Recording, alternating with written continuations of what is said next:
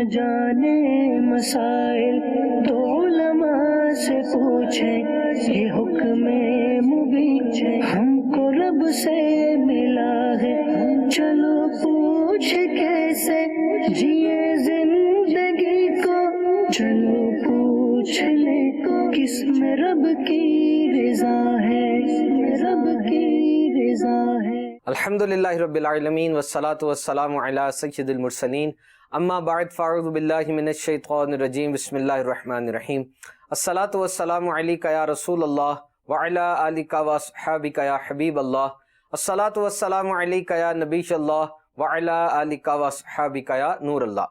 फरमाने मुस्तफ़ा सल्लल्लाहु तआला अलैहि वसल्लम, जिसने मुझ पर एक बार दुरूद पाक पढ़ा अल्लाह अज़्ज़ व जल उस पर 10 रहमतें भेजता है।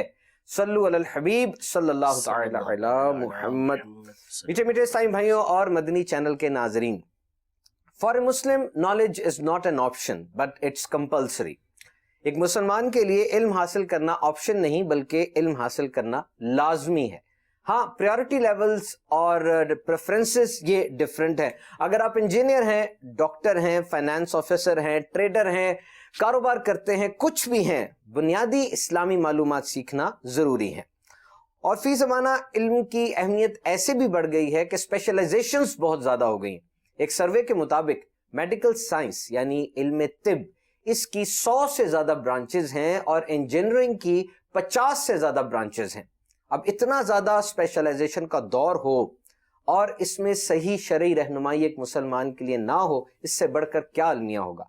और मजीद दुख की बात कि सीख करने का, उसकी तरफ बढ़ने का, उसको ढूंढने का जज्बा भी बहुत ज्यादा कम पाया जाता है। तो कितनी बड़ी नेमत है दावत इस्लामी का मदनी माहौल कि अमीर अहले सुन्नत इस मदनी माहौल को इस थीम पर डिजाइन किया। एक आइडिया ये रखा कि ये दावत इस्लामी इल्म दीन की तरवीज और इशाअत की मदनी तहरीक है, और जो भी वाबस्ता होता है इस मदनी तहरीक से, उसके दिल में इल्म दीन सीखने की तड़प पैदा हो जाती है। कम से कम जो उसका प्रोफेशन होता है, जो उसका डिपार्टमेंट, जो उसकी फील्ड होती है, उसके मुतालिक वो सीख करता है, ढूंढता है। और जब उसकी ये थर्स्ट पैदा होती है, उसमें ये प्यास पैदा होती है, तो फिर हमारे पास काउंटर्स भी हैं हर तरह के उसके इल्म दीन की थर्स्ट को क्वेंच करने के लिए, उसको सेटिस्फाई करने के लिए। अल्हम्दुलिल्लाह दारुल इफ्ता अहले सुन्नत है, हमारे तालीमी इदारे हैं जहां से इल्म दीन डिस्पेंस आउट किया जाता है। और आज का ये हमारा खुसूसी सिलसिला वो भी इसी हवाले से है। हमारे साथ है मुफ्ती हसन साहब दामद बरकातुहुल आलिया। हम बिलखसूस फोकस करेंगे आज के इस सिलसिले में शोबा तालीम यानी एजुकेशन डिपार्टमेंट से रिलेटेड कुछ सवालात, जिन पर मुफ्ती साहब से हम रहनुमाई लेंगे इंशाअल्लाह अज़्ज़ व जल। और फिर मजीद भी इंशाअल्लाह कोशिश करेंगे कि आपकी सोबत में हाजिर होते रहें और अपने जो शोबे हैं, एजुकेशन डिपार्टमेंट, डॉक्टर्स मजलिस और दीगर प्रोफेशनल जो डिपार्टमेंट्स दावत इस्लामी के अंदर बने हुए हैं, उनके मुतालिक शरई रहनुमाई हासिल करते रहें। But remember, this is only one programme. हम इस एक सिलसिले में आपकी सारी जो भी उलझने हैं, जो सवालात हैं, उनको कवर कर ले, ये मुमकिन नहीं है। दारुल इफ्ता अहले सुन्नत का कांटेक्ट नंबर भी है, ये सिलसिला मदनी चैनल पर भी दिखाया जाता है। दारुल इफ्ता अहले सुन्नत ये कायम भी है मुख्तलिफ शहरों में, जहां आप जाकर फिजिकली फेस टू फेस बैठ के मुफ्तियान कराम से, उलमा से अपने शोबे के मुतालिक शरई रहनुमाई हासिल कर सकते हैं। नाउ लेट्स कम टू मुफ्ती हसन। मुफ्ती हसन साहब कैसे हैं आप? ठीक है, अल्हम्दुलिल्लाह रब्बिल आलमीन। हुजूर, सबसे पहले तो एक क्वेश्चन बड़ा जनरल सा है कि कुछ शोबे ऐसे होते हैं जिन शोबों के अंदर डायरेक्टली इंसान का इंसान से ताल्लुक होता है, और कुछ शोबे ऐसे होते हैं जिसमें एक इंसान का डायरेक्टली इंसानों से ताल्लुक नहीं होता, बल्कि बीच में और कई मराहिल ऐसे आ जाते हैं, बेजान चीजों से ताल्लुक होता है। फॉर एग्जाम्पल, एक IT वाला बंदा बैठा है, IT वाला बंदा कंप्यूटर के साथ ही लगा रहेगा, एंड्रॉयड ही बनाता रहेगा, डायरेक्टली इंसान के साथ राब्ता उसका नहीं होगा। इसके कंपैरिजन पे अगर आप देखें, एक डॉक्टर है, उसका राब्ता ही इंसान के साथ है। एक इंसान उसके पास आएगा, उससे उसने बात करनी है, उसी को काउंसल करना है, और वो इंसान भी इंतहाई दुख और तकलीफ के आलम ही डॉक्टर के पास जाता है। वैसे तो नहीं जाएगा, कभी कोई खुशी से तो नहीं जाएगा डॉक्टर के पास, ना ते उसका वो रिश्तेदार वगैरह हो।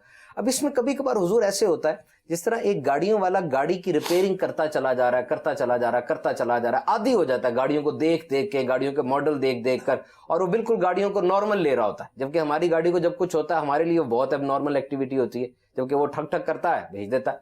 अब वो गाड़ियों के साथ एडजस्ट हो गया और उसका गाड़ियों के साथ रवैया कैजुअल हो गया। अब क्या एक डॉक्टर, वो भी तो हुजूर सुबह सरकारी अस्पताल में OPD कर रहा है, सर्जरियां कर रहा है, ایک ہی طرح کے کیسز دیکھتا چلا جا رہا ہے. اگر وہ بھی اسی طرح کہے کہ جی میں بھی اس مستری کی طرح انسانوں سے عادی ہو گیا ہوں، یعنی وہ جذبات نہیں رہے جس طرح کے جذبات ایک انسان کی بیماری کے وقت ہونے چاہیے، تو اس بارے میں آپ کیا فرمائیں گے؟ الحمدللہ رب العالمین والصلاة والسلام علی سید الانبیاء والمرسلین. دیکھیں دو باتیں ہیں. پہلی چیز تو ایک فطری بات ہے، یعنی نیچرل جس کو آپ کہہ لیں، کہ یوں بندہ کہے کہ نہیں جی میں ہمیشہ وہی جذبات ابتدا سے رکھوں گا جو میری ابتدا میں تھے، تو شاید ایسا مشکل ہو. یعنی ایک چیز ہے کہ ابتدا میں وہ دیکھتا ہے، نیا ڈاکٹر بنا، اس نے کچھ آپریشنز کیے، مریضوں کو دیکھا، تو بسا اوقات اس کے دل کے اندر بہت زیادہ تکلیف اور پریشانی اور غم کی کیفیت پیدا ہوتی کہ کیسے کیسے مصائب کے اندر کیسی بیماریوں میں لوگ مبتلا ہیں. لیکن ظاہر ہے کہ آہستہ جب وہ ایک ہی چیز کو بار بار دیکھے جائے گا تو نتیجہ یہ نکلے گا کہ پہلی والی کیفیت اس کی نہیں رہے گی. یہ ہر شعبے کے اندر ہوتا ہے، حتیٰ کہ بعض اوقات جو ہے وہ جو دینی یعنی کہہ لیں کہ عبادت کی جو کیفیت ہوتی ہے وہ بھی یکساں رہے، ایسا نہیں ہوتا کہ ہمیشہ ایک ہی طرح کی کیفیت رہے. نبی کریم صلی اللہ تعالیٰ علیہ وسلم کی بارگاہ میں صحابہ کرام علیہم رضوان حاضر ہوتے تو کیفیت کچھ اور ہوتی، باہر نکلتے تو کیفیت کچھ اور ہوا کرتی تھی. تو تبدیلی تو بہرحال کیفیت کے اندر آ جاتی ہے. تو اب یہ کہیں کہ ہمیشہ ایک ہی کیفیت رہے تو مشکل ہے. لیکن ظاہر ہے کہ ایک جو اخلاق کے تقاضے ہوتے ہیں اور ایک طریقہ کار ہوتا ہے، اور بندے کو خود اپنے دل کے اندر کرنا کیا چاہیے وہ ایک صورت الگ ہے. یعنی ابتدا کے اندر جو چیز اس کے ساتھ تھی وہی کیفیت اگرچہ کہ بعد میں نہیں ہے، لیکن کیا اس کا مطلب یہ ہے کہ جس طرح ابتدا میں وہ کوئی مریض آتا تھا تو اس سے جس انداز میں گفتگو کرتا تھا، اس کو تسلی دیا کرتا تھا اور اس کے ساتھ اچھے انداز میں گفتگو کر رہا ہے، اب اس کے پاس بار بار مریض آ رہے ہیں تو اب کیا وہ اپنے انداز کو تبدیل کر لے؟ ایسا نہیں، بلکہ بھلے دل میں کیسی ہی بات ہو اس کے لیے، لیکن اس کی کیفیت کے اندر تبدیلی آنی چاہیے اور وہ اچھے اخلاق کے ساتھ اس سے گفتگو کرے. وہ سامنے جو بات بتا رہا ہے اگر وہ ایسی غم والی بات ہے تو اس کو چہرے پر بھی، اس کے بھی چہرے پر غم ہونا چاہیے. یہ نہیں کہ وہ بیماری بتا رہا اور یہ مسکرا رہا ہے، تو ظاہر ہے کہ اس سے تو اس کو تکلیف ہوگی. تو یہ مشہور بھی ہے کہ بہت سارے ڈاکٹر ایسے ہوتے ہیں کہ جب ان کے پاس مریض جاتا ہے تو آدھی بیماری تو ان کی گفتگو سے دور ہو جاتی ہے، کہ ان کا انداز ہی اخلاقی اتنا اچھا ہوتا ہے کہ وہ گفتگو کرتے ہوئے آدھی بیماری کو دور کر دیتے ہیں. تو ایسے ہوتے بھی ہیں بہت سارے. ہم یہ بھی نہیں کہہ سکتے کہ ہر ڈاکٹر کی کیفیت ایسی ہو جاتی ہو اور وہ پھر اس کا انداز ہی تبدیل ہو جاتا ہو، ایسا بھی نہیں ہے.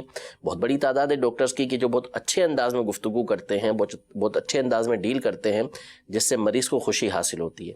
تو اپنی جو کیفیت بنانی ہے اور مریض کے ساتھ جس طرح گفتگو کرنی ہے وہ کوشش وہی ہونی چاہیے کہ جو ابتدا کے اندر ہوا کرتی تھی.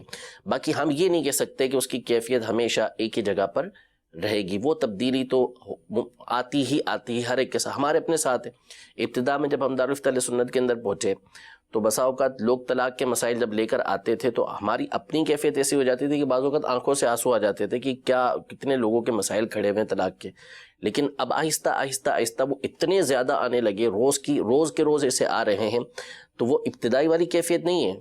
لیکن سامنے ظاہر ہے کہ مجھے کوئی کہتا ہے کہ میں نے 3 طلاقیں اپنی بیوی کو نعوذ باللہ دے دی ہیں، تو میں مسکرا کر اسے دیکھوں کہ تو نے بہت اچھا کام کیا، تو یہ ایک عجیب بات ہو جائے گی. میرے چہرے پر اس وقت وہی کیفیت ہونی چاہیے کہ جو اس کی دلی کیفیت ہے. مفتی حسن صاحب، اس کا مطلب یہ ہوا کہ جو میں آپ کی بات سے گیس کر پا رہا ہوں کہ آپ کو اپنے پروفیشنل ایٹیکیٹس اور پروفیشنل پروٹوکولز میں اس چیز کو ڈال لینا چاہیے کہ آپ کو 35 سال ہو چکے، آپ دارالفتہ میں مفتی بن گئے یا اس جگہ کے اوپر ایک ہاؤس آفیسر فل پروفیسر بن گیا. کیونکہ یہاں پر چلیں ٹھیک ہے، دارالفتہ کے اندر ایک طلاق کا کیس آیا، آبویسلی جب آپ نے سنا اچھا نہیں لگتا کہ مسکرا کے بندہ سنے یا اس کو گریٹ کرے، لفظ گریٹ تو نہیں وہاں پر آئے گا، لیکن یہاں پر ایسا ہے کہ وہ ڈاکٹر پھر شامل کر لے اپنی عادت کے اندر کہ وہ اس کے ساتھ جب ملے گا، مطلب جس جگہ کے اوپر ایک یہ منظر ایسا بنا ہوا ہے، ڈریسنگ روم ہے، یہاں ڈرپ لگی ہوئی ہے، تو وہ مطلب کھل کھلا کے ہنسے گا نہیں، کوئی ایسی بات نہیں کرے گا کہ مریض کی دل آزاری نہ ہو جائے. اسی طرح مفتی صاحب کچھ تجربہ ایسا بھی رہا ہمارا کہ جب بھی ڈاکٹر بن کے علاج کرتا ہے نا حضور، مطلب اس میں آپ سے رہنمائی بھی چاہ رہا ہوں اور کچھ شیئر بھی کرنا چاہ رہا ہوں آپ سے بھی، مدنی چینل کے ناظرین سے بھی. جب ڈاکٹر فل ڈاکٹر بن کے ڈیل کرے گا نا، اس وقت وہ اپنے پروفیشن کے ساتھ یوں سمجھ لو اس کا حق ادا کر رہا ہوگا. مثال کے طور پہ ایک بندے کا سگا بیٹا سرجری کی میز پر آ جاتا ہے، اب ہو سکتا ہے وہ باپ جو بہت بڑا سرجن ہے وہ کسی اور کو بلا لے کہ یار میرا بیٹا شاید میں اس طریقے سے اس کو نہ ڈیل کر پاؤں، اور جس وقت وہ بالکل سیریس ہو کے اپنے پروٹوکولز کو مد نظر رکھ کے وہ ڈیل کرے گا، ہو سکتا ہے وہ پیشنٹ کے ساتھ صحیح ڈیل کرے، صحیح اس کو کاؤنسل کرے، صحیح میڈیکل رہنمائی دے، اور اگر وہ کچھ زیادہ پروٹوکول کرنا چاہے گا، کچھ زیادہ کرنا چاہے گا، ہو سکتا ہے وہ کچھ کام بگاڑ دے، کچھ ٹیکہ ایکسٹرا لگا دے۔ اس بارے میں آپ کیا فرمائیں گے کہ کچھ پروفیشن کے ایتھکس بھی تو ہوتے ہیں نا، جس طرح آپ کے دارالفتہ کا جو ایک ایتھکس ہوتا ہوگا، آپ نے پیشنٹ کو ریسیو کرنا ہے، ہماری تعویذات طاریہ کے اندر ہے کہ وہ بات نہیں سننی، پیچھے ہو کے بیٹھنا ہے اور پہلے درس کرنا ہے، یعنی اس پیشے کے کچھ رولز اینڈ ریگولیشنز ہوتے ہیں، اس کو فالو کرنا ہوتا ہے۔ ظاہر ہے، اور میں یہ سمجھتا ہوں کہ آج کا جو دور ہے اس میں یہ باتیں نہ بتائی جاتی ہوں بہت بعید ہے، اگرچہ کہ ہمارے دور کے اندر ایک بہت بڑی تعداد جو ہے وہ، اور مشہور بھی ہو چکا لوگوں کے درمیان کہ عمومی طور پہ ڈاکٹرز جو ہیں وہ پیسہ کمانے کی کوشش کرتے ہیں،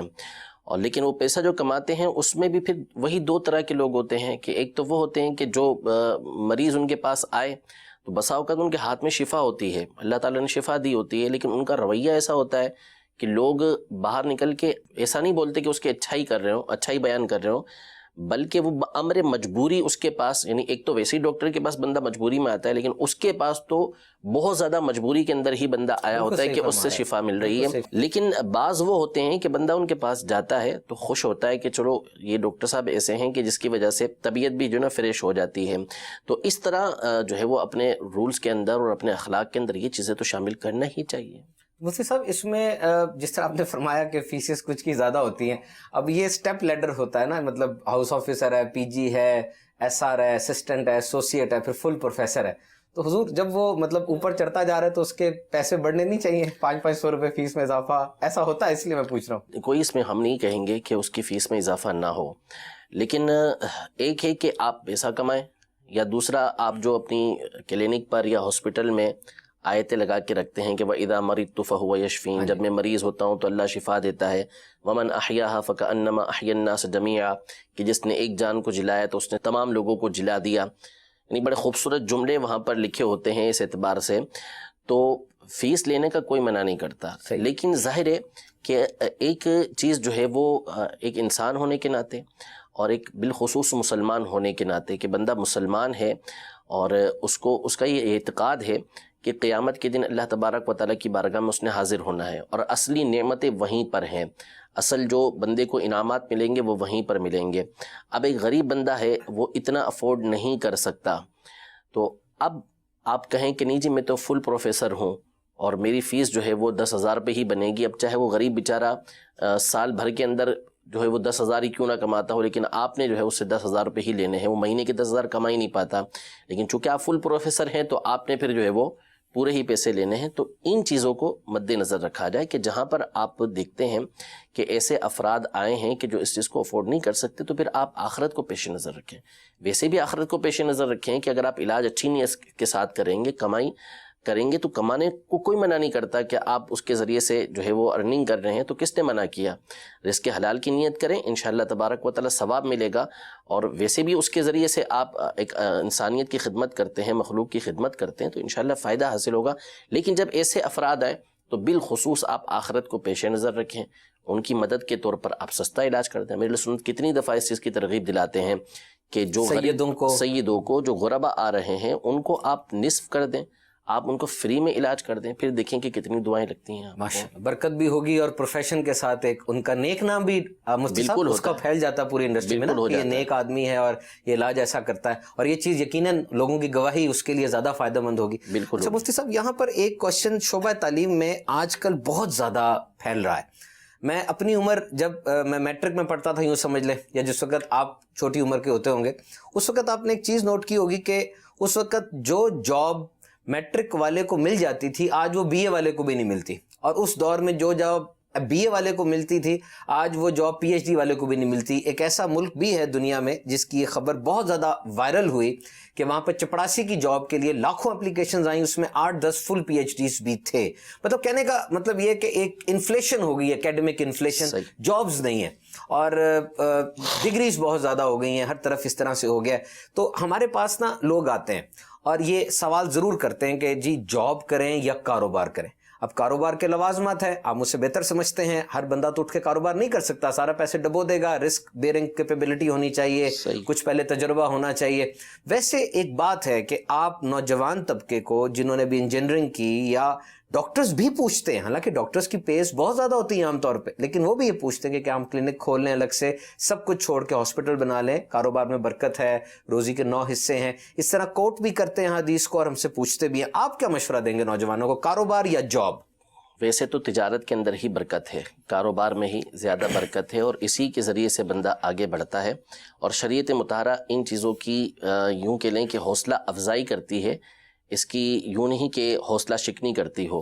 تو اگر کسی کے اندر صلاحیت ہے، اس کے پاس مواقع موجود ہیں کہ وہ کاروبار کر سکتا ہے، تو بہتر یہی ہے کہ وہ کاروبار کرے، کیونکہ جب وہ کاروبار کرے گا تو کاروبار میں صرف اسی کا روزگار نہیں ہوگا، بلکہ اس سے متعلق اور افراد کا روزگار بھی لگتا چلا جائے گا، اس کے پاس کام کرنے والے ہوں گے جن سے وہ رابطہ کرے گا، ان کے کاروبار کے اندر وسعت آئے گی۔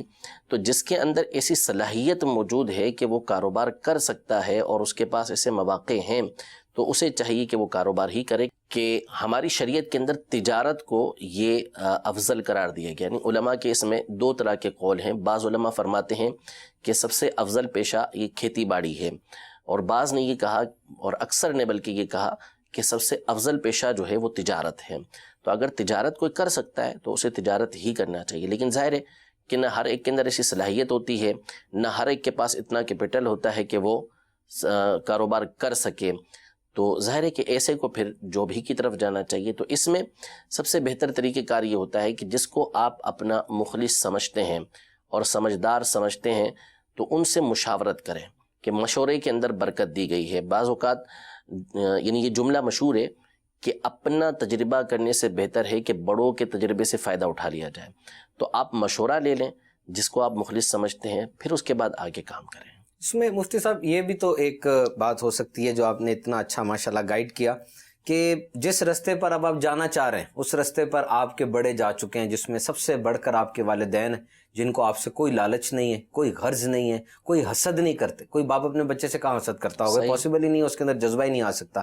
پیر صاحب ہیں، اسی طرح علماء ہیں، کئی اساتذہ ایسے ہوتے ہیں جن کے ساتھ بندہ اسٹوڈنٹ لائف میں بہت اٹیچ ہو جاتا ہے۔ وہ ٹیچرز بھی ایک سمجھ لیں دنیاوی طور پہ کامیاب اس طرح ہوتے ہیں کہ ان کا اپنا کاروبار اسٹیبلش ہوتا ہے، وہ اچھا مشورہ دے لیتے ہیں اور پھر وہ چیز آگے سے آگے بڑھتی چلی جاتی ہے۔ ورنہ مدنی چینل کے ناظرین یہ بات ضرور یاد رکھیے کہ کاروبار کرنا اور جاب کرنا، جس طرح مفتی صاحب نے فرمایا، کوئی مخلص آپ کی زندگی میں ہے، خاص طور پہ والدین آپ کا ٹیمپرامنٹ بھی مفتی صاحب سمجھتے ہوتے ہیں نا، بچوں کا اس کا ٹیمپرامنٹ کیسا ہے، اس بچے کا مزاج کیسا ہے۔ ماں باپ فوراً ٹوک دیں گے کہ تم کاروبار کر ہی نہیں سکتے، تمہارے اندر یہ چیز نہیں ہے۔ اور مفتی صاحب نے ایک اور چیز دیکھی ہے یہاں پر، میں 2 چیزیں بتاؤں، ایک چیز اس میں عرض کروں گا آپ سے اور ایک چیز آپ سے کوشچن کروں گا، کہ جو چیز ایک دفعہ مفتی صاحب سٹارٹ ہو جائے نا، وہ چیز پھر چینج نہیں ہوتی آسانی سے۔ میں آپ کو اس کی ایک مثال دیتا ہوں، پھر آپ سے اس میں بات کرتا ہوں کہ شریعت اس میں کیا کہتی ہے۔ کئی نوجوان مدنی ماحول میں آتے ہیں، یونیورسٹی میں آ کے اور کالجز کے اندر آ کے، کئی تو ایسے ہوتے ہیں مفتی صاحب وہ پاکستان میں ہماری نہیں سن رہے ہوتے، آسٹریلیا امریکہ میں جب چلے جاتے ہیں نا تب ان کی تصویریں آتی، ماما پہنا ہوا ہے، وہاں جا کے مدنی ماحول میں آ جاتے ہیں، ایسا کرم ہوتا ہے۔ اچھا، اب وہ بینک کے اندر جاب کرتا تھا، ٹھیک ہے، اور ایسی جاب تھی اس کی جس جاب کے اوپر شرعی طور پہ کافی تحفظات ہیں۔ وہ مدنی ماحول میں آ گئے۔ اب مدنی ماحول میں جب آئے، انہوں نے اس جاب کے بارے میں شرعی رہنمائی لی تو وہ جاب کرنا جائز نہیں تھا، واضح طور پہ کہہ دیا گیا۔ اب مفتی صاحب وہ لائن شروع کر چکے تھے، 15-20 سال ہو چکے، گھر میں افراد ہیں جن کو انہوں نے سپورٹ بھی کرنا ہے، اب وہ لائن چینج کریں تو کیسے کریں؟ اور میرے پاس ایسے بھی پیشنٹس ہیں مفتی صاحب کہ وہ ڈپریشن کا شکار ہو گئے، دوائیاں لینے لگ گئے، کئیوں کو اٹیکس ہوئے ایسے سٹروکس کے کہ وہ کشمکش میں تھے نا۔ وہ جب دعوت اسلامی کے مدنی ماحول میں آتے تھے، دارالفتہ اہل سنت کو سنتے تھے، اسلامی بھائیوں کے ساتھ بیٹھتے تھے، واضح طور پہ کہا جاتا تھا کہ جی آپ کی جاب کا مطلب کیا ہے، کوئی لگا دیتا ہوگا کچھ نہ کچھ، اور ویسے ان کا ذہن بھی نہیں مانتا تھا، چھوڑے تو جائیں کہاں؟ ایسی صورتحال میں آپ کیا گائیڈ کریں گے؟ دیکھیں، یہ تو شریعت کا واضح حکم ہے کہ اگر وہ نوکری ایسی ہے کہ جس کو کرنے کی اجازت ہی نہیں، تو میں یا کوئی بھی اجازت دے ہی نہیں سکتا۔ یہ تو اللہ اور اس کے رسول کا فیصلہ ہے، کیونکہ ایک مفتی اسلام کے پاس، کسی کے پاس آپ آئیں گے تو آپ یہ پوچھنے نہیں آتے اس سے کہ جی حضرت آپ کیا فرماتے ہیں، بلکہ جب کوئی کسی مفتی صاحب کے پاس سوال کرنے کے لیے آتا ہے تو وہ یہ پوچھتا ہے کہ میرے بارے میں میرا رب عز و جل کیا فرماتا ہے. ماشاءاللہ سبحان تو اللہ. کیونکہ میری بات آپ کے اوپر حجت نہیں ہے، آپ کے اوپر حجت بات جو ہے وہ اللہ اور اس کے رسول کی ہے. میں نے آپ کو وہ بات بتانی ہے کہ جو ان کی شریعت کے اندر موجود ہے، جو آپ کے لیے شرعی اعتبار سے بنتی ہے. تو پہلی چیز تو یہ پیش نظر ہونی چاہیے کہ جو حکم شرع ہے وہ اللہ تبارک و تعالیٰ اور اس کے رسول صلی اللہ علیہ وسلم کی شریعت کی طرف سے ہے، اور جو رزق کا خالق ہے، رزق کا مالک ہے، وہ بھی اللہ تبارک و تعالیٰ ہے. اس نے اس بات کا وعدہ کیا ہوا ہے، توکل اس کے اوپر ہونا چاہیے، بھروسہ اس کے اوپر ہونا چاہیے، رزق بہر صورت ملنا ہے. حضرت سفیان ثوری رحمۃ اللہ تعالیٰ علیہ، انہوں نے ایک شخص کو دیکھا کہ وہ غیر شرعی کام کر کے کمائی کر رہا ہے، تو منع فرمایا کہ ایسا نہ کرو. تو اس نے یہی بات کہی کہ اگر یہ نہیں کروں گا تو خود کہاں سے کھاؤں گا، بیوی بچوں کو کہاں سے کھلاؤں گا. بالکل وہی بات ہوگی. ٹھیک ہے. تو حضرت نے بڑا خوبصورت جواب دیا، لوگوں کو متوجہ کیا کہ لوگوں دیکھو یہ کہہ رہا ہے کہ میں اللہ کی نافرمانی کروں گا تو اللہ تبارک و تعالیٰ مجھے رزق دے گا، میں اس کی فرما برداری کروں گا، اس کی بات مانوں گا، وہ مجھے رزق نہیں دے گا. یعنی میں غلط کام کروں گا تو مجھے رزق ملے گا، لیکن میں اچھا کام کروں گا تو مجھے رزق نہیں ملے گا. تو اصل یہ ہے کہ پہلی چیز تو اس کو پیش نظر رکھیں. پھر ظاہر ہے کہ آپ ہر چیز کے اندر بہت ساری لاجکس ڈھونڈ لیتے ہیں، بہت سارے طریقہ کار ڈھونڈ لیتے ہیں. تو شریعت مطہرہ پر عمل کرنے میں آپ وہ راستے کیوں تلاش نہیں کرتے کہ جس کے ذریعے سے آپ کو جو ڈپریشن آئے ہوا وہ دور ہو جائے. آپ اللہ تبارک و تعالیٰ پر بھروسہ کریں اور آپ رزق حلال کمانے کی کوشش کریں. ہوتا یہ ہے عمومی طور پر کہ جو اس طرح کی پوسٹ پر ہوتے ہیں نا، اچھا کما رہے ہوتے ہیں اور اچھی جاب ملی ہوئی ہوتی ہے، اب وہ ہلکا کام نہیں کر سکتے، معمولی کام نہیں کر سکتے. بالکل ٹھیک. وہ یہی چاہیں گے کہ ان کی جاب ایسی ہی ہو کہ جس کی سیلری بہت ہائی فائی ہو، ہر طرح کی سہولیات ان کو ملتی رہیں. دیکھیے زندگی تو نام ہی وَتِلْكَ الْأَيَّامُ نُدَاوِلُهَا بَيْنَ النَّاسِ، یہ دن جو ہیں وہ لوگوں کے درمیان اوپر نیچے ہوتے رہتے ہیں، وقت ایک سا رہتا نہیں ہے. آپ شرعی حکم کی بات کر رہے ہیں کہ ہم نے کہا تو آپ کو چھوڑنا پڑا.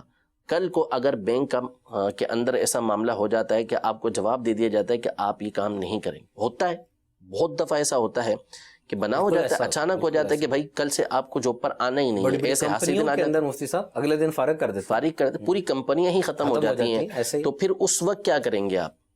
اس وقت بھی کیا آپ شریعت ہی کو کہیں گے کہ میں شریعت پر عمل کرنے لگا تو اس طرح کا معاملہ ہو گیا؟ تو ایسا نہیں. آپ نے توجہ اس چیز پہ رکھنی ہے کہ میں نے اللہ تبارک و تعالیٰ کی فرما برداری کرنی ہے، رزق چاہے تھوڑا سا ملے. یعنی یہاں تک بیان کیا گیا کہ بعض گناہ وہ ہیں کہ جن کی معافی رزق کی تلاش میں جو مشقت ہوتی ہے اسی کے ذریعے ہوتی ہے. سبحان اللہ. یعنی ان گناہوں کی تلافی اس کے ذریعے ہوگی. اب آپ ٹھنڈے ٹھنڈے ایئر کنڈیشن کے اندر بیٹھ کے جو ہے وہ کر رہے ہیں، یہ اللہ کی نعمت ہے. اگر آپ کو رزق حلال اس طریقے سے ملتا ہے تو بہت اچھی بات ہے کہ آپ کو مشقت نہیں کرنا پڑے. لیکن اگر آپ مشقت والا کام کر رہے ہیں، محنت کر رہے ہیں، تو اس کا بھی فائدہ حاصل ہوگا کہ بہت سارے وہ گناہ معاف ہوں گے جو اس کے بغیر معافی نہیں ہوتے. تو آپ بھلے اپنے درجے سے نیچے آ جائیں، اللہ تبارک و تعالیٰ جو اس طرح ذلت کے مقام پر جاتا ہے رزق کمانے کے لیے اس سے خوش ہوتا ہے. بشارت حدیثوں کے اندر موجود ہے کہ اس طرح کا کام کرے. تو اس لیے اللہ تبارک و تعالیٰ سے جنگ چھوڑ کر، اللہ تبارک و تعالیٰ کی نافرمانی چھوڑ کر رزق حلال کی طرف آئیں.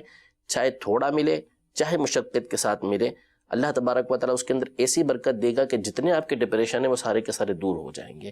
بنیادی اعتبار سے یہ ذہن بنانا ضروری ہے. مفتی صاحب اس میں پھر وہ سارا وہ آپ نے جو ارشاد فرمایا وہ سارا پیکیج ہی پھر اس میں آ گیا کہ خاندان والے کیا کہیں گے، گاڑی چھوٹ جاتی ہے، اتنی بڑی ڈگری لینے کے بعد پھر وہی فلاں کام کرنا تھا. تو یعنی ان ساری باتوں کو مشقت کے اندر ہی پھر ہم لیں گے نا. ظاہر سی بات ہے وہ تو طرح طرح کے ہو سکتا ہے بیوی بچے تانو تشنی کرنا شروع کر دیں اور طرح طرح کی باتیں. ہوتا ہے اس طرح، بعض لوگ آتے ہیں اس طرح ماحول کی طرف، دین کی طرف آتے ہیں اور رزق حلال کمانے کا ذہن بنتا ہے. اللہ تبارک و تعالیٰ کے اوپر انعام کرتا ہے. بعض اوقات بیوی چھوڑ کے چلے جاتی ہے، بچوں کے میں چھوڑ دیتی ہے، تو بچے جو ہے وہ تانو تشنی کرنا شروع کر دیتے ہیں. تو دیکھیں یہ وہ چیز ہے کہ جس کے بارے میں فرمایا کہ اللہ تبارک و تعالیٰ کی نافرمانی کے اندر کسی مخلوق کی فرما برداری نہیں ہوتی ہے. تو جہاں اللہ تبارک و تعالیٰ کا معاملہ آ رہا ہے اور جہاں مخلوق کا معاملہ آ رہا ہے تو اللہ تبارک و تعالیٰ کے معاملے کو آپ ترجیح دیں گے تو انشاءاللہ تبارک و تعالیٰ اللہ تعالیٰ ساری کی ساری مصیبتیں آپ کی دور فرما دے گا. مفتی صاحب جو آپ نے بھی ارشاد فرمائی حدیث پاک ہے جی، تو مفتی صاحب اس حدیث پاک کے تحت تو پھر شاید یہ بھی معنی بنے گا کہ ہمارے اسٹوڈنٹس اور کچھ ایسے طلبہ ہوتے ہیں وہ مدنی ماحول میں جب آ جاتے ہیں الحمدللہ، اکیڈمی میں ہوتے ہیں، وہ درس سنتے ہیں، اسکول کے اندر ہمارے دروس کا سلسلہ ہوتا ہے، مدنی درس ہوتے ہیں، ہفتہ اور رشتوں میں طالب العلم آتے ہیں، عام طور پہ نوجوانوں میں نا اسپارک ہر چیز کا ہی زیادہ ہوتا ہے، مطلب وہ جس طرف کریں تو وہ امپریشنیبل مائنڈ ہوتا ہے، سیمنٹ کی طرح ہوتا ہے، گیلے سیمنٹ کی طرح. پھر سب سے بڑھ کر تو اللہ ہدایت دیتا ہے، تو جس وقت وہ قریب آتے ہیں تو وہ ایک دم سے لیڈرز چڑھ جاتے ہیں. کبھی کبھار نا امامہ پہن لیا، داڑھی شریف رکھ لی ماشاءاللہ، تو پھر گھر سے بہت زبردست ایک اگریشن آتا ہے. پھر وہ ہم سے آ کے بات کرتے ہیں، ہم تو اپنی عقل کے مطابق یہی کہتے ہیں کہ بھائی لگے رہو، کوشش کرو، اطاعت و فرما برداری کے جو فرمایا گیا والدین کی وہ نہیں چھوڑنی بالکل، لیکن داڑھی کو اب چونکہ آپ نے رکھ لیا اور کہہ دیا، پہلے بھی رکھنی چاہیے تھی، توبہ کریں اور اب اس کو کنٹینیو کریں. وہاں بھی پھر مفتی صاحب یہی ہوگا کہ مخلوق کی فرما برداری نہیں کی جائے گی. بالکل یہ صحیح ہوگا. دیکھیں اب اس میں یہ مطلب نہیں ہے کہ پھر وہاں پہ بدتمیزیاں شروع کر دی جائیں، اس کی تو شریعت مطہرہ جو ہے وہ پذیرائی نہیں کرتی. آپ نے کام اپنا ہی کرنا ہے اور طریقے کے ساتھ ان چیزوں کو ٹالتے رہنا ہے. یعنی والدہ کہہ رہی ہیں کہ نعوذ باللہ داڑھی کٹا دو، والد صاحب کہتے ہیں داڑھی کٹا دو، تو ہنسی خوشی یا باتوں باتوں میں اس بات کو ٹالتے چلے جائیں. یہ نہیں کہ نہیں جی نہیں، میں تو آپ کی بات نہیں مانوں گا، یہاں اللہ تبارک و تعالیٰ کی فرما برداری کرنی ہے، میں آپ کی فرما برداری نہیں کروں گا، آپ کی بات نہیں مانوں گا، کہ آپ کی بھلے نافرمانی ہوتی ہے اور اللہ تعالیٰ کی نافرمانی نہیں کروں گا. بات ٹھیک ہے، لیکن ہر بات کرنے کا ایک انداز ہوتا ہے، گفتگو کا انداز ہوتا ہے. تو یہاں پہ شریعت مطہرہ ہمیں اس بات کی اجازت نہیں دیتی کہ ہم اپنے والدین کے ساتھ بدتمیزی کریں، بلکہ جتنا آپ حکمت عملی کے ساتھ ان چیزوں کو ٹال سکتے ہیں ٹالتے رہیں. بات اپنی ہی کرنی ہے، جو شریعت مطہرہ نے رکھی ہے اسی پر چلنا ہے، لیکن سامنے جو پریشر آ رہا ہے اس کو حکمت عملی سے ٹالتے یعنی چلے عمل وہ والا جاری رکھیں، لیکن جی. حکمت عملی کے ساتھ جو ریسیپینٹ ہے سامنے آپ کے افراد ہیں، آپ کے استاد ہیں، آپ کے والدین ہیں، جی. ادب کے دائرے میں رہ کر اس کو ڈیل کرنا. یہ بالکل مفتی صاحب امیر علیہ سنت کا بھی حکم ہے، ایسا ہی ہے کہ امیر علیہ سنت نے فرمایا. مفتی صاحب یہاں پر ایک کوشچن اور میں آپ سے کرنا چاہوں گا، وہ اسٹوڈنٹ لائف اور پروفیشنل لائف میں ہے. دیکھیں کوئی بھی اسٹوڈنٹ، ویسے تو جو ہے اسٹوڈنٹ ہی ہیں سارے، ہمیشہ سیکھتے ہی رہتے ہیں، لیکن کوئی بھی اسٹوڈنٹ کسی یونیورسٹی، کالج یا تعلیمی ادارے میں صرف پڑھنے کے لیے ہی جاتا ہے. ایک خاص وقت آتا ہے جس کے بعد اس نے پاس آؤٹ ہونا ہوتا ہے، اور پھر جب اس کے ہاتھ میں ڈگری آتی ہے نا، ہم یہ دیکھتے ہیں. اب اس میں درس نظامی کا ایکسپیرینس کیا ہے وہ آپ مجھ سے شیئر کیجیے گا، میں آپ کو ویسے شیئر کرتا ہوں، وہ بھی آپ جانتے ہوں گے، معاشرے میں رہتے ہیں اور ماشاءاللہ نظر رکھتے ہیں. جیسی ڈگری ہاتھ میں آتی ہے، چاہے وہ MBBS کی ہو، چاہے MS کی ہو، چاہے انجینئرنگ کی ہو، چاہے کسی بھی اور پروفیشنل ڈگری آتی ہے، اس بندے کا ایک دم مزاج بدل جاتا ہے اور بالکل وہ اب اپنے ڈھنگ سے بات کرتا ہے، ایک پروٹوکول اس کی زبان پہ آ جاتا ہے. اگر وہ پہلے اسٹوڈنٹ تھا وہ ٹیچر بن گیا، یا پہلے وہ پڑھ رہا تھا اور آج اکاؤنٹنٹ بن گیا، فل ڈاکٹر بن گیا. بہت رویے میں تبدیلی دیکھی جاتی ہے، ہارش ہو جاتا ہے رویہ. ہم جب ان کو تبلیغ کرتے ہیں ہم بھی بہت تبدیلی دیکھتے ہیں. پہلے اس کو مدرسہ والوں میں بٹھانا کتنا آسان تھا، اب اس کو یہ کہنا ہی بڑا دشوار ہو رہا ہے کہ سر آپ کو قرآن پاک پڑھنا نہیں آتا، آپ ذرا مدرسہ والگاہ میں آ جائیں. یہ جو چینج آف بیہیویئر ہے اس کو آپ کیسے سمجھتے ہیں؟ اچھا اس کو یہ ہونا بھی چاہیے کہ نہیں، یا میری پرسیپشن غلط ہے کہ اس کے چینج آف بیہیویئر کیوں ہو رہا ہے اس کا؟ دیکھیں دو چیزیں ہوتی ہیں، ایک تکبر ہوتا ہے اور ایک وقار ہوتا ہے. تو وقار تو شریعت مطہرہ کو مطلوب ہے، ٹھیک ہے. اگر وقار والی کیفیت ہے تو وہ ممنوع نہیں ہے. تکبر کا مطلب یہ ہوتا ہے کہ اپنے سے دوسروں کو کمتر جاننا، وہ چیز شریعت کے اندر جو ہے وہ ناپسندیدہ ہے.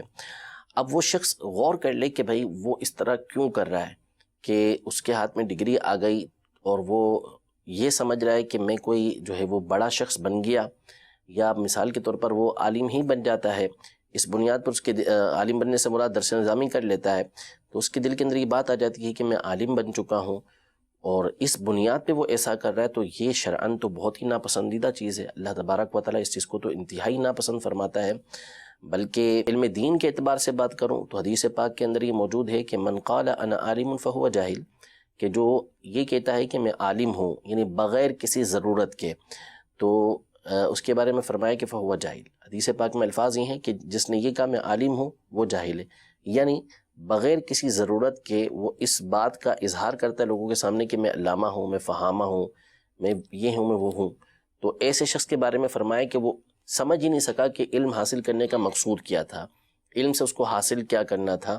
ہاں جہاں ضرورت ہے ایسی تو اپنے علم کا اظہار وہاں پر کر سکتا ہے تاکہ لوگ اس سے مسائل پوچھیں، لوگ اس کی طرف متوجہ ہوں.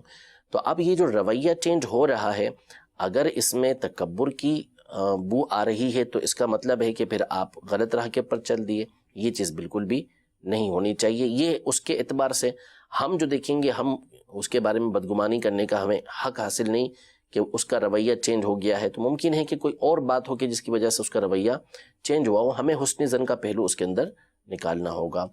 دوسری بات یہاں پر میں یہ عرض کرتا چلوں کہ ایسے افراد کہ جو کسی منصب پر پہنچ جاتے ہیں، انہیں چاہیے کہ اگر وہ دیکھتے ہیں کہ کسی منصب پر انہوں نے پہنچنا ہے، کچھ نہ کچھ انہوں نے بننا ہے، کوئی ذمہ داری ان کے پاس آنی ہے، تو سیدنا عمر رضی اللہ تعالی عنہ یہ ارشاد فرماتے ہیں، بخاری شریف کے اندر ہے کہ تفقہوا قبل ان تسودوا، کہ سیادت کے ملنے سے پہلے، کسی منصب کے ملنے سے پہلے علم حاصل کر لو، کیونکہ جب تم اس منصب تک پہنچو گے تو اس کی پھر دو صورتیں بنتی ہیں جو علماء نے آگے بیان کی، کہ منصب تک پہنچنے کے بعد یا تو تمہیں وقت نہیں ملے گا کہ تم اب کچھ علم حاصل کر سکو، یا پھر ہوگا یہ کہ منصب پر پہنچ کر تم شرماؤ گے کہ علم حاصل کر سکو.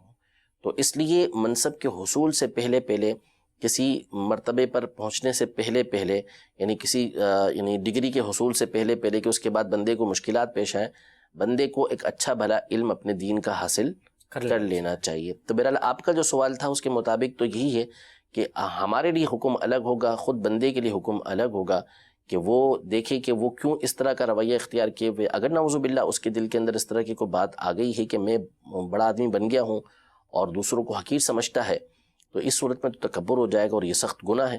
حدیث پاک کے مطابق ایسا شخص تو جنت میں ابتدا میں داخل نہیں ہوگا.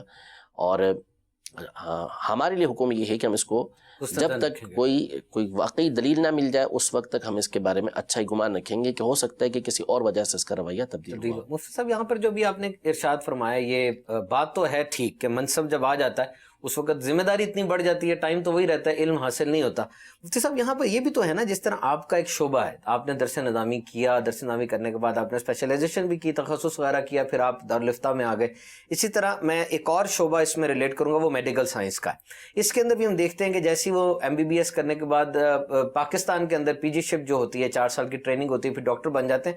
مجھے ایسا لگتا ہے کہ ان دونوں شعبوں میں اسٹڈی رکتی نہیں ہے. یعنی آپ بھی جس وقت دارالفتہ میں آ جاتے ہیں آپ کو بھی مسلسل بکس کے ساتھ کنسلٹ کرنا پڑتا ہے، نت نئے قسم کے وہ آ رہے ہوتے ہیں سوالات، اور وہ انٹرنیٹ کے ذریعے بھی آ رہے ہوتے ہیں. ہر ملک کے الگ الگ کلچر ہیں، زبانیں ہیں، مسائل الگ ہیں، اور اب تو اتنا زیادہ وہ بڑھتا جا رہا ہے گلوبل ولیج کا ٹرینڈ. اور امیر اہل سنت کی طرف سے ماشاء اللہ جو بوسٹ ہے، اتنا علماء کی ایک عزت ہے.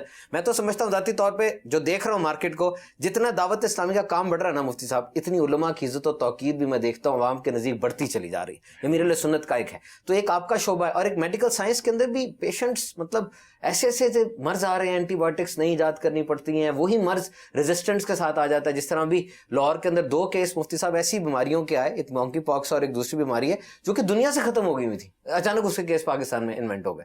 TB جو ہے وہ ریزسٹنٹ آ گئی، یعنی وہ پہلے جس دوائی سے TB ٹھیک ہوتی تھی اب ٹھیک ہی نہیں ہو رہی، اب وہ مزید ایجاد کریں گے نا اس کے لیے. اس بارے میں آپ کیا فرماتے ہیں کہ ایسے شعبے بھی تو ہے نا جہاں پہ تعلیم جاری ہی رہتی ہے؟ تو ظاہر ہے کہ جہاں اس طرح کے شعبے، ضروری نہیں کہ یہی 2 شعبے ہوں، اور بھی شعبے ہو سکتے ہیں. جہاں تک رہا علم دین کا تعلق، چونکہ میرا تعلق اسی کے ساتھ ہے، تو یہ تو پوسیبل ہی نہیں ہے کہ کہیں جا کے رک سکے. یعنی اگر ساری زندگی رک ہی نہیں سکتا نا. یعنی اس کی اتنی جہتیں، بلکہ صرف اور صرف علم حدیث، یعنی یہ جو آپ اسپیشلائزیشن کی بات کر رہے ہیں نا، یہ تو اب یہاں پر پیدا ہوا، ورنہ ہمارے علماء اس موضوع پر بہت کچھ لکھ چکے ہیں. یعنی یہ ساری چیزیں جو آپ مغرب کے لے کر آتے ہیں، اب عرب دنیا کے علماء اس پر کام کرتے ہیں اور اس بات کو بتاتے ہیں کہ یہ مغرب ساری کی ساری چیزیں ہمارے علماء سے لے کر آ رہا ہے. ٹھیک ہے نا، یہ الفابیٹ کے طریقے سے جو چیزیں لے کر آتی ہیں کہ الف جو ہے وہ اے سے پہلے، بی سے بعد کی چیزیں لے کر آتے ہیں، یہ ساری احادیث کی ترتیب تک ہمارے علماء پہلے لکھ چکے ہیں. کئی کتابیں اس طرح کی ہماری موجود ہیں کہ جو یہ تخصص کی جو بات ہے وہ پائی جاتی ہے. دیگر آپ شعبے ہٹا دیں، صرف اور صرف علم حدیث کے بارے میں علامہ حازمی رحمۃ اللہ تعالی علیہ 6 صدی ہجری کے بزرگ ہیں، وہ فرماتے ہیں کہ اس کے 100 سے زیادہ شعبے ہیں. اور اس کے ایک شعبے کے اندر اگر طالب علم اپنی ساری زندگی گزار دے تو زندگی ختم ہو جائے گی، وہ ختم نہیں ہوگا. یعنی ہمارے علماء نے، آپ اس اندازہ لگائیں کہ ایک علم ہے اسماء الرجال کا، راویوں پر کلام کرنے کا، کہ جو حدیث ہم تک پہنچتی ہے وہ کس واسطے سے پہنچ رہی ہے. تو یہ 5 لاکھ افراد کے حالات ہمارے علماء نے لکھے ہیں اس پر، جس کو دوسرے بھی اس بات کو تسلیم کرتے ہیں. تو یہ ایک ہی شعبے کے اندر اگر بندہ ساری زندگی گزارتا چلا جائے تو زندگی ختم ہو جائے گی، شعبہ ختم نہیں ہوگا. صرف قرآن پاک، یعنی قرآن پاک کے حوالے سے ہم دیگر علوم پر تو بعد میں بات کریں، صرف ایک اس کی قراءت لے لیں ہم، کہ قرآن پاک پڑھنے کا طریقہ کار جس کو ہم تجوید کہتے ہیں، تجوید کے اوپر اگر آپ کتابیں جمع کرنا شروع کریں تو کم از کم ایک بڑی لائبریری صرف تجوید کے اوپر بن سکتی ہے. اتنا کچھ ہمارے علماء نے اس کے اوپر لکھا ہے. تو بندہ پڑھتا جائے گا پڑھتا جائے گا پڑھتا جائے گا، اس کی زندگی ختم ہو جائے گی، کبھی کتابیں ختم نہیں ہوں گی. حافظ ابن عساکر رحمۃ اللہ تعالی علیہ، ان کی کتاب ہے تاریخ دمشق، یہ 80 جلدوں میں لکھی ہوئی ہے، اب چھپی ہوئی ہے، پبلش ہے، یہ بالکل موجود ہے. یہ تو ایک چھوٹی، یعنی چھوٹی تو نہیں، بہت بڑی کتاب ہے. تو اس سے بڑی بڑی کتابیں ہمارے علماء نے لکھی. حافظ ابن عقیل رحمۃ اللہ تعالی علیہ، ابن جوزی رحمۃ اللہ علیہ مشہور بزرگ ہیں، ان کے استاد ہیں یہ حافظ ابن عقیل رحمۃ اللہ تعالی علیہ. ان کی کتاب تھی کتاب الفنون کے نام سے، انہوں نے 200 جلدوں کے اندر کتاب لکھی تھی، جس کی اب صرف 2 جلدیں ملتی ہیں، باقی جو تاتاریوں کا حملہ ہوا تھا بغداد پر اس کے اندر وہ ضائع کر دی گئی. تو اس سے بڑی بڑی کتابیں ہمارے علماء نے لکھی ہیں. اگر بندہ پڑھتا جائے گا پڑھتا جائے گا تو کتنا کچھ پڑھے گا، وہ زندگی ختم ہو جائے گی، کتابیں اس کی ختم نہیں اس کا ہوں گی. مطلب یہ ہوا مفتی صاحب کہ واقعی علم دین جو ہے وہ ہم بیسکس کی بات کر رہے ہیں اور آپ اسپیشلائزیشن کی طرف جاتے ہیں تو اس کی انتہائی بالکل ایسی ہے کہ دیکھ بھی نہیں سکتے. جی بالکل. ابھی اسی طرح آپ پھر جو میڈیکل ہے تو اس میں ظاہر سی بات ہے کہ مختلف شعبے ہیں. اب جو آئی اسپیشلسٹ ہوگا، ظاہر ہے کہ وہ ہارٹ اسپیشلسٹ کی باتیں اسے نہیں معلوم ہوں گی، اگر وہ اس طرف آئے گا باتیں صرف معلوم وہ معلوم ہوں گی. اب وہ اس کے ساتھ ساتھ اس کی مہارت حاصل، ہارٹ کی معلومات کرنے نہیں آتا ہے، بالفرض آتا ہے، تو اس کی معلومات شروع کرے گا، کئی سال اس کے اندر گزر جائیں گے، پھر اس کے بعد اس کو پتا چلے کہ بھئی جگر کے اوپر بھی الگ ہے، تو وہ اس کی معلومات میں چلتا رہے گا. تو بعض علوم ہوتے ہیں تو ان کی انتہا بنتی نہیں ہے، بندہ اس میں حاصل کرتا چلا جائے گا، زندگی اس کی پوری ہو جائے گی. اب علم کو دیکھا جائے گا کہ علم کیا ہے. جو بشارتیں ہیں وہ تو علم دین کے اوپر ہے. سیدھی بات ہے کہ بعض لوگ دنیاوی علوم کے اوپر اس کو لے کر آنے کی کوشش کرتے ہیں، تو ہم ایسی بات نہیں کریں گے. جو حق بات ہے وہ یہ ہے کہ یہ چیز علم دین کے لیے ہے. دنیاوی علوم کے حصول میں اچھی نیتوں کے ذریعے ثواب مل سکتا ہے، ٹھیک ہے، کہ اچھی نیت کی ہوئی ہے کہ میں یہ علم اس لیے حاصل کر رہا ہوں کہ اس کے ذریعے سے میں انسانیت کی خدمت کروں گا، مسلمانوں کی خدمت کروں گا، دین کی خدمت کروں گا، فائدہ ہوگا. یعنی اس کا اگر اس نے جائز طریقے سے اس علم کو حاصل کیا، صحیح طریقے سے حاصل کیا، اس کا فائدہ بھی پہنچے گا، اس کا ثواب بھی بندے کو ملے گا، جبکہ اس کی نیت اچھی ہے. لیکن بہرحال جو فضائل ہیں وہ علم دین کے حوالے سے ہیں، کیونکہ وہ نبی کریم صلی اللہ تعالیٰ علیہ وسلم کی احادیث سے ہی یہ بات ثابت ہے کہ یہ فضائل علم دین کے لیے موجود ہیں. تو بہرحال جو علم ہے اس کی انتہا تو ہے ہی نہیں. آپ میڈیکل کی بات کریں یا آپ علم دین کی بات کریں یا کسی اور فن کی آپ بات کریں، تو اس کے اندر بھی جائیں گے تو ہو سکتا ہے کہ بہت سارے شعبے ایسے نکلتے چلے جائیں گے کہ ساری زندگی آپ تحقیق کرتے جائیں. جو اسپیشلسٹ اور جو ماہر ہوگا پھر ظاہری بات ہے وہ اس کو زیادہ اچھا جسٹیفائی کرے گا. مفتی صاحب ماشاءاللہ ہم آپ کو ایک عرصے سے دیکھ رہے ہیں، آپ جس طریقے سے علم کو پرسیو کرتے ہیں، امیر اہل سنت بھی آپ سے مطلب دوران مدنی مذاکرہ پوچھتے بھی ہیں، کسی چیز کو آپ کی طرف ریفر بھی کرتے ہیں.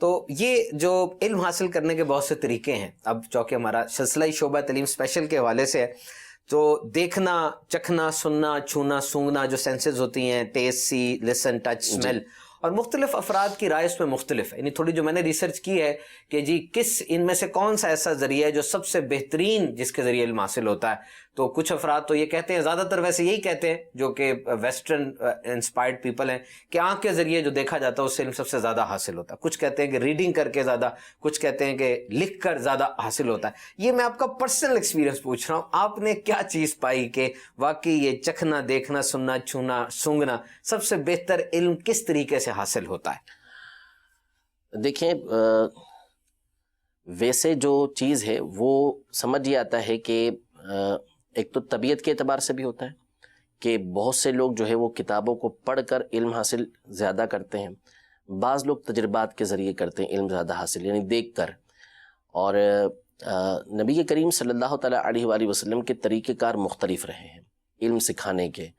آپ بسا اوقات جو ہے وہ عمل کے ذریعے کوئی چیز سکھایا کرتے تھے، اور بسا اوقات جو ہے وہ سنا کر، اکثر آپ کا سنا کر ہی علم ہوتا تھا کہ آپ سناتے تھے اور صحابہ کرام علیہ وسلم سنتے تھے، ٹھیک ہے. لیکن بہرحال جو چیز زیادہ مؤثر ہوتی ہے وہ یہ ہوتی ہے کہ بندے کو عمل کرتے ہوئے دیکھا جائے. جیسے حدیبیہ کے موقع پر نبی کریم صلی اللہ علیہ وسلم نے ایک چیز کا حکم دیا تو اب اس حکم کی نوعیت صحابہ کرام علیہم رضوان کے سامنے واضح نہیں ہوئی کہ یہ فوری عمل کرنا ہے یا اس کے اندر کوئی اختیار ہے. تو بی بی سلمہ رضی اللہ تعالی عنہا نے یہ فرمایا کہ آپ یہ عمل کر لیں.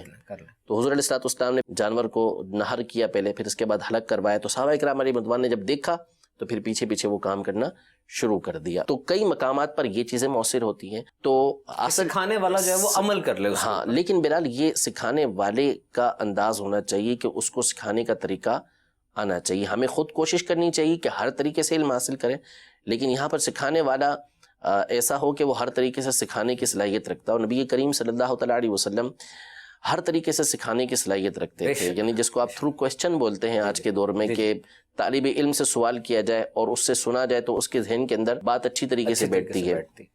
یہ نبی کریم صلی اللہ تعالیٰ علیہ وسلم کا طریقہ کار تھا. آپ صحابہ کرام علیہم رضوان سے سوال کرتے ہیں، ہاں بتاؤ یہ کیا چیز ہے.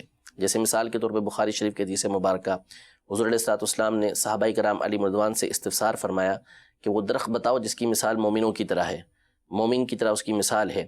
یعنی جس طرح اس کے پتے جو وہ جھڑتے نہیں ہیں، یعنی یہ ارشاد فرمائے کہ اس درخت کے بارے میں بتاؤ کہ جس کی مثال مومن کی طرح ہے. اب صحابہ کرام علیہم رضوان تلاش کرنے لگے، سوچنے لگے، کوئی ادھر جاتا کوئی ادھر جاتا، کسی کے ذہن میں کچھ، کسی کے ذہن میں کچھ. عبداللہ بن عمر رضی اللہ تعالی عنہما یہ فرماتے ہیں کہ میرے ذہن کے اندر فوراً آ گیا تھا کہ کھجور کا درخت مراد ہے، لیکن میں چھوٹا تھا اور بڑے بڑے صحابہ کرام علیہم رضوان، میرے والد صاحب بھی وہاں پر موجود تھے، حضرت عمر رضی اللہ تعالی عنہ، تو میں بول نہیں پایا. پھر حضور علیہ السلام نے خود ارشاد فرمایا کہ وہ کھجور کا درخت ہے. تو یہ وہی کہ ان سے پوچھا، اب وہ بات بالکل ذہن کے اندر بیٹھ گئی کہ مراد اس سے کھجور کا درخت ہے، کہ اس کی مثال مومن کی مثال کی طرح ہے. یہاں پر ایک بات دیکھیں، حضور پاک صلی اللہ علیہ وسلم کے اسوہ سے میرے جو ذہن میں آ رہی، جو میں نے پڑھا ہے کہ کویسچن آنسر ٹیکنیک کتنی اچھی ہوتی ہے.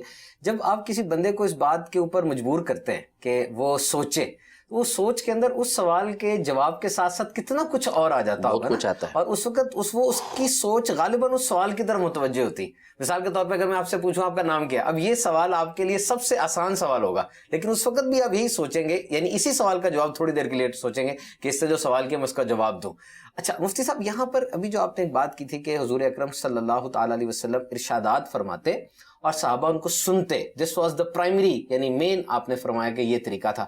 تو مطلب اب مجھے علم نہیں ہے، میں اپنے علم کے لیے پوچھ رہا ہوں، مدنی چینل والوں کے لیے بھی، کہ لکھنے کا رواج مطلب اصل میں بہت زیادہ لکھنے کا رواج وہ عرب دنیا میں اس وقت نہیں تھا. اچھا ٹھیک ہے، لیکن اب یہ جو ہے کہ بالکل نہیں تھا ایسا نہیں ہے. ٹھیک ہے، وہ بہت ساری وجوہات تھیں اس وقت.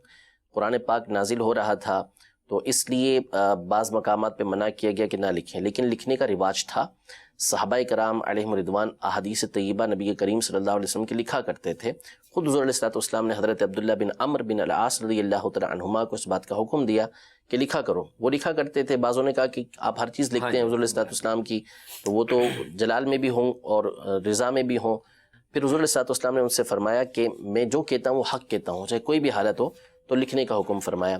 تو اس وقت لکھا جاتا تھا. بعض وجوہات کی بنا پر لکھنے سے منع کیا گیا، لیکن وہ صرف اور صرف ترغیب کے طور پر تھا، اور قرآن پاک کے ساتھ اس کا ملنا نہ ہو جائے اس لیے منع فرمایا. لیکن اگر وہاں پہ ملنے کا کوئی اندیشہ نہیں ہے تو پھر لکھنے کی اجازت بھی نبی کریم صلی اللہ علیہ وسلم نے مرحمت فرمائی. خود نبی کریم صلی اللہ تعالیٰ علیہ وآلہ وسلم نے خطوط بھیجے، بادشاہوں کے پاس لکھ کر بھیجے. حضور علیہ السلام نے جن صحابہ کو گورنر بنا کے بھیجا تھا مختلف علاقوں کے اندر، تو وہاں پر آپ نے زکوٰۃ کے، دیت کے مختلف احکام جو ہے وہ لکھوا کر بھیجے تھے.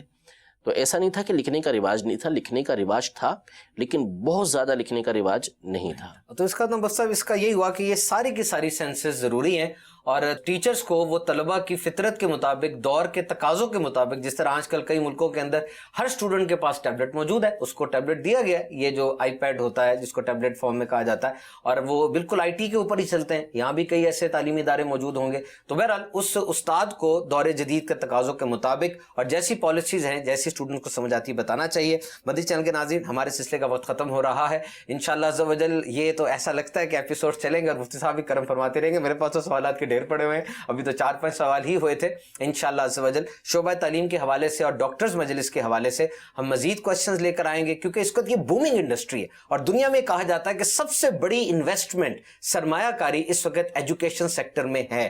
شریعت و طریقت کے راستے ہوں یا دنیاوی ترقی ہو, پڑھے لکھے افراد ہی کامیاب ہوتے ہیں, لیکن شرعی رہنمائی بہت ضروری ہے. نگران شورا کا یہ سنہرا کال ہمیشہ یاد رکھیے گا کہ آپ نے مختلف ڈپارٹمنٹس تو بنا لیے, مینوفیکچرنگ, انڈسٹریل, مارکیٹنگ, کیا کوئی شرعی ڈپارٹمنٹ بھی بنایا ہے؟ یا کم از کم یہ گنجائش رکھی ہے کہ مجھے کوئی نئی آفر ملے گی یا میرے ذہن میں کوئی نیا آئیڈیا آئے گا تو میں کسی مفتی اسلام سے رائے لوں گا. آئیے ہمارے سلسلے کے ذریعے دارالفتہ اہل سنت ویسے بھی ہفتے میں 2 دن مدنی چینل پر دکھایا جاتا ہے, آپ ڈائریکٹ بھی کوشچنز کر سکتے ہیں, ہم سے بھی رابطہ کر سکتے ہیں. انشاءاللہ عز و جل ہمارا یہ سلسلہ جاری رہے گا. مدنی چینل دیکھتے رہیے, دعوت اسلامی سے وابستہ رہیے. صلو علی الحبیب صلی اللہ تعالی علی محمد صلی اللہ تعالی علیہ وآلہ وسلم. نہ جانے مسائل تو علماء سے پوچھیں, یہ حکم مبین ہم کو رب سے ملا ہے. چلو پوچھ کیسے جیے زندگی کو, چلو پوچھ لے کس میں رب کی رضا ہے, رب کی رضا